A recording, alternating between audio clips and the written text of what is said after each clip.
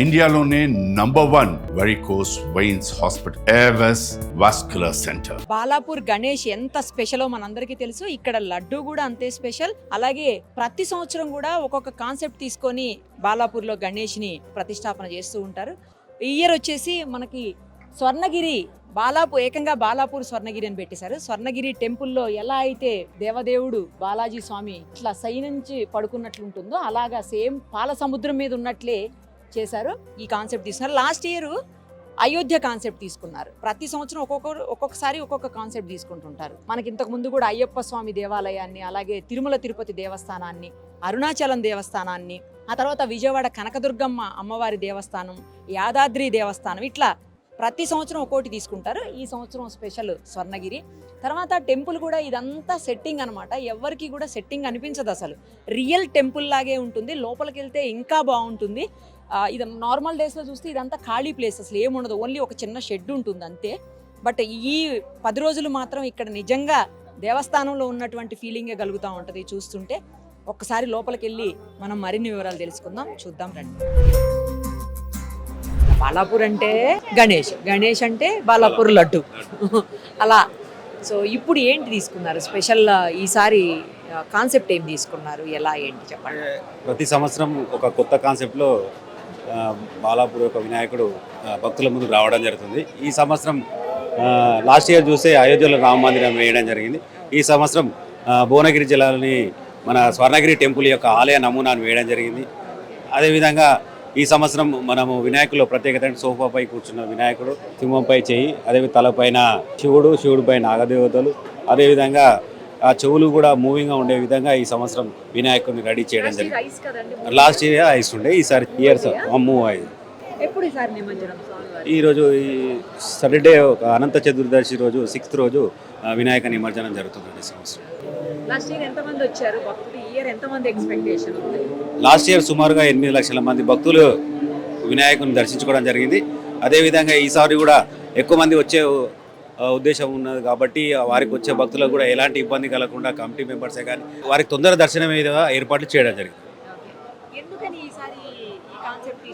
అంటే ఒక 10 years నుంచి ఎవ్రీ ఇయర్ మనం కొత్త కాన్సెప్ట్లో రావడం జరుగుతుంది. ఇప్పటివరకు తిరుపతి కానీ, శ్రీశైలం కానీ, యాదగిరిగుట్ట టెంపులే కానీ, అయ్యప్ప స్వామి టెంపులే కానీ, కనకదుర్గ అమ్మవారి టెంపులే కానీ, వివిధ ఆలయ నమూనాలు వేయడం జరిగింది. ఈ సంవత్సరం మన తెలంగాణ రాష్ట్రంలోని భువనగిరి జిల్లాలోని ఒక స్వర్ణగిరి టెంపుల్ ఆలయ నమూనా వేయడం జరిగిందండి. ఈ సంవత్సరం ఎవ్రీ ఇయర్ ఒక టెంపుల్ యొక్క నమూనా, ఎవ్రీ ఇయర్ ఒక ఆలయ నమూనా టెంపుల్ తీసుకోవడం జరుగుతుంది.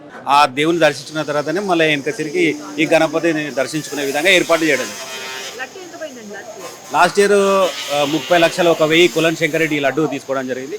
ఈ సంవత్సరం 6 తారీఖు మరి ఎంత వెళ్తుందో చూద్దాం. శనివారం రోజు 6 తారీఖు ఎంత వెళ్తుందో చూద్దాం. హనీ ఫుడ్స్ నుంచి ప్రతి సంవత్సరం కూడా గత 15 ఏళ్లుగా మీరే బాలాపూర్ గణేశుడికి లడ్డూని స్పాన్సర్ చేస్తా ఉన్నారు. అవునండి, మా ఆవిడకి భక్తి ఎక్కువ అండి అమ్మా. నేను పిసినారిని, డబ్బులు ఖర్చు పెట్టను ఏంటి, భక్తి లేదు. గత 15 సంవత్సరాల నుంచి చేయించుకుంటున్నాను నా చేత. ఆ లడ్డు కూడా మేము చాలా భక్తితోటి మా వర్కర్స్ 5 మంది మాల ధరించి శనగపప్పు మేము దంచుతాం, మంచి నెయ్యితో చేసి చాలా భక్తి శ్రద్ధతో మా ఇంటి దగ్గర కూడా మండపం వేసి తయారు చేస్తాం. ఇది నాకు ఫస్ట్ అవకాశం వచ్చినప్పుడు ప్లాస్టిక్ గిన్నెలో పెట్టాను, తర్వాత స్టీల్ దాంట్లో పెట్టాను. నాకు నచ్చలేదు, అక్కడ కూర్చుంటే ఒళ్ళు జలధరించేది. 2 కిలోలు వెండి గిన్నెలో పెట్టేస్తున్నాం. అది ఎప్పటికైనా బంగారు గిన్నెతో ఇవ్వాలని నా కోరిక. అంటే అంత శక్తి కూడా స్వామివారు నాకు అనుగ్రహించాలని కోరుకుంటున్నాను. భక్తే లేని మిమ్మల్ని ఇంత భక్తితోటి పారవస్యంతో ఉండేలా చేసిన స్వామివారు అది కూడా చేయరంటారా?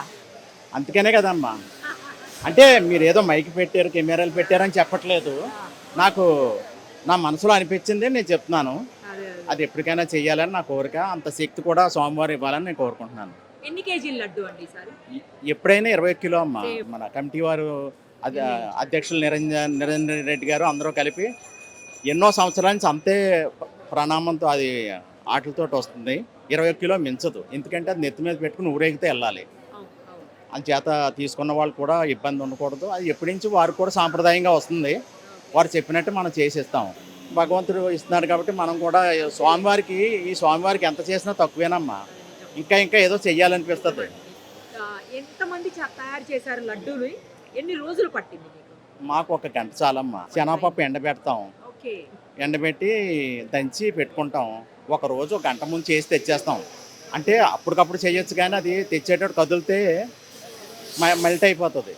అందుకని ముందుగా చేసి ఆరబెట్టి దాని మీద నామాలు అవి పెట్టి, శివుడు మండపం వేసారనుకోండి, అక్కడ శివుడు నామాలు పెడతాం.